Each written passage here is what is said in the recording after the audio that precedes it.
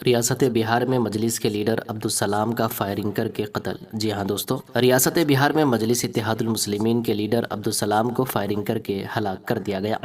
अस्सलाम वालेकुम साहब। वालेकुम कौन? सर हम गोपालगंज से बोल रहे हैं। असलम मुखिया साहब उपचुनाव जो चुनाव लड़े थे एमआईएम पार्टी से सर, हाँ बोलिए, उनको गोली मारकर हत्या कर दिया गया सर। आधा घंटा हुआ अभी सर। क्या बात कर रहे हैं? सर अभी बोल रहे हैं सर, सच बोल रहे हैं सर। एक मजाक तो नहीं कर रहे हैं? कसम खुदा की, कुरान की कसम। कैसा हुआ ये?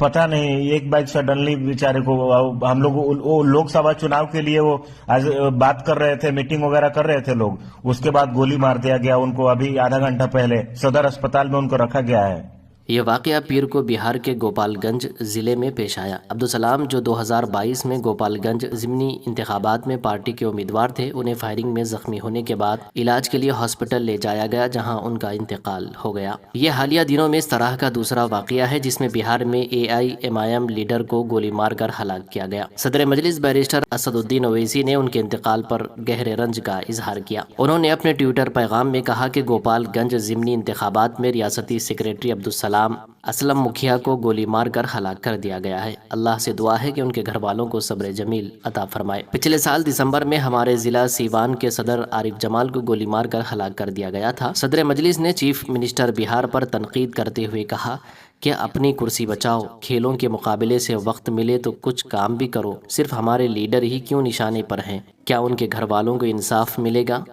वो लोकसभा चुनाव के लिए वो आज बात कर रहे थे, मीटिंग वगैरह कर रहे थे लोग, उसके बाद गोली मार दिया गया उनको। अभी आधा घंटा पहले सदर अस्पताल में उनको रखा गया है, उनके डेथ बॉडी को। अरे बाबा, हम लोगों के साथ हमेशा ये गलत ही हो रहा है सर। सिवान में जस्ट जिला जो बगल है गोपालगंज के बगल में सर, वहां पे अभी मामला शांत नहीं हुआ। एमआईएम का एक नेता था, उसको भी मार दिया गया बंदे को। फिर अब हमारे गोपालगंज के जो थे उनको भी मार दिया गया, असलम मुखिया को, साहब को। क्या बोले भाई? सर हम लोगों के साथ बहुत गलत हो रहा है, बहुत नाइंसाफी हो रहा है सर। आपको सिर्फ यकीन नहीं हो रहा भाई, आप सही कह रहे हैं क्या? कसम खुदा की सर। ये अभी बात करते हैं जी। और सदमे के साथ मुझे इज़हार ख्याल करना पड़ रहा है कि एमआईएम के सारण के जिम्मेदार और स्टेट सेक्रेटरी हमारे उम्मीद पार्टी के गोपालगंज से उम्मीदवार रहे जनाब मुखिया असलम साहब का अभी आधा घंटा पहले जालिमों ने मर्डर कर दिया है। और इससे एक महीना कबल, अभी 2 महीना कबल तकरीबन, वहां सिवान में भी हमारे एक मजबूत कारकुन का मर्डर कर दिया लोगों ने। और हुकूमत आज तक कातिलों को गिरफ्तार नहीं कर सकी है। मेरा हुकूमत बिहार से मुतालबा है कि मुस्लिम अकलियत के लोगों के जान और माल, इज्जत आबरू की तहफ़्फ़ुज़ नहीं हो रही है। एमआईएम के पार्टी के जिम्मेदारों का इस तरह से कत्ल हो रहा है। आरिफ जमाल का पहले हुआ 2 महीना पहले, और अभी जनाब असलम साहब का हुआ।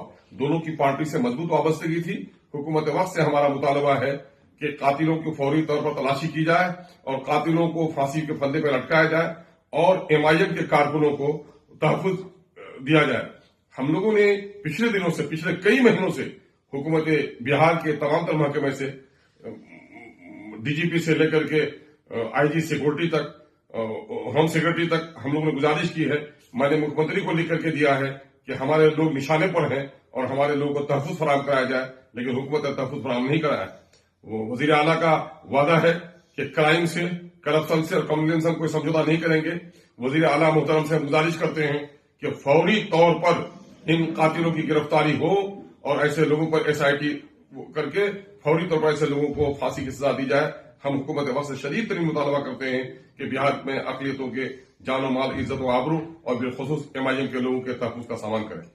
टीम साहब सीवान के अध्यक्ष और स्टेट सेक्रेटरी शमीम साहब, फजल हक साहब, यहाँ के डिस्ट्रिक्ट प्रेसिडेंट गोपालगंज के, और पूरी एमआईएम की टीम, शेख सिराज साहब, शाहबुद्दीन भाई, इमरान साहब जो हैदराबाद से आए हैं, सभी लोग हम लोग एसपी साहब से मिले। एसपी साहब ने एश्योरेंस दिया है कि बेस्ट पॉसिबल जितना जल्दी हो सके वो करेंगे। 48 घंटा का हम लोग ने एसपी साहब को टाइम दिया है कि भाई आप, क्योंकि एक असलम साहब सिर्फ एक पॉलिटिकल आदमी नहीं थे, एक सामाजिक कारकुन था। इस गोपालगंज ही नहीं, इस इलाके के असासा थे। और जो आदमी का किसी से कोई बैर नहीं, कोई लड़ाई नहीं, किसी का आज तक झगड़ा नहीं, उसके साथ ऐसी निर्मय हत्या, ये बिहार सरकार के प्रशासनिक सिस्टम पे प्रश्नचिन्ह होता है।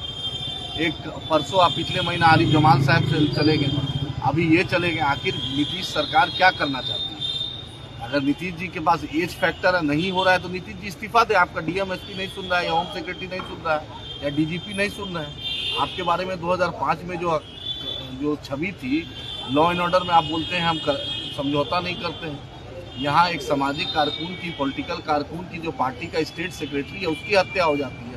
सारण का प्रभारी था जो लोकसभा चुनाव की तैयारी करवा रहा था, जो सिवान, गोपालगंज और आपका छपरा में एक मजबूत एमआईएम की तश्कील कर रहा था। बैरिस्टर असदुद्दीन ओवैसी साहब आ रहे थे, उसकी तैयारी कर रहे थे, और उनके साथ ये हत्या हो गई। और किसी को अभी तक आप पकड़े हैं, आप क्या पकड़े हैं, क्यों नहीं पकड़े? आरिफ जमाल साहब में भी आप पकड़े थे, लेकिन क्या पकड़ता है तो बिहार पुलिस बतलाएंगे क्या पकड़ते हैं। एसपी साहब यंग है, लगता है उम्मीद उन्होंने आश्वासन दिया है। हमने रिक्वेस्ट की कि अनस साहब को सुरक्षा दिया जाए, तो अनस जी को सुरक्षा की उन्होंने मांग कर ली है।